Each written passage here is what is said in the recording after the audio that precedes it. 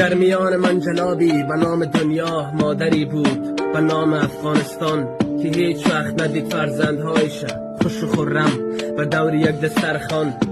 اجنبی ها به یک صدا می نواختند گیتاری به اسم کلاش کلگی، اسم دعا که خدا بزرگ است ولی حتی خدا هم معجزه‌ای نداشت. مرمیای تانکا و مرمیای راکت و مثل باران بر روی خانه ها بود. قلب های سراسیمه به فکر مردن، شادی دور دور سوی ناکجا بود. هیچ خدایی ندید حال ما را، شاید ملک ما ملک به خدا بود.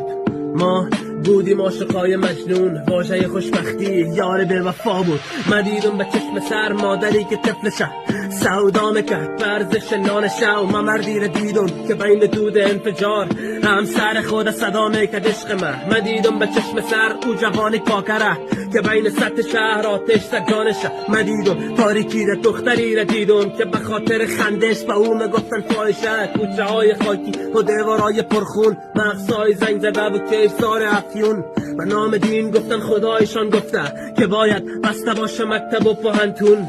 و دنیا آمدن دور برم جنگ بود، لالایی شبن صدای تفنگ بود. هرچی قصه بود با من هماهنگ بود، هرچی قسنگ بود در پای لنگ بود. هموطن نکن اصل جدید خراب، سم تفرقه را با او نکن تزریق. هموطن ما و تو هم خدا داریم، شاید روز خوب ما هم باشه نزدیک. دست ما بگیر بریم سمت بامیان، سال از نزدیک ببینیم. دست ما بگیر بریم سمت پنشیر، دست جمعی در پنشیر بشینیم. استشمام نکنه بینی بوی جنگه، بریم ملای گل سرخ مزار. به نام قوم و قومیت چیزی نباشه، بچشیم شیرینی انار قندهار. بدون حراسی دست یار بگیریم، سرسبزی فصل بهار را ببینیم. با هم سر یک دسترخوان بشینیم، امید از رنگ صلح باز هم ببینیم.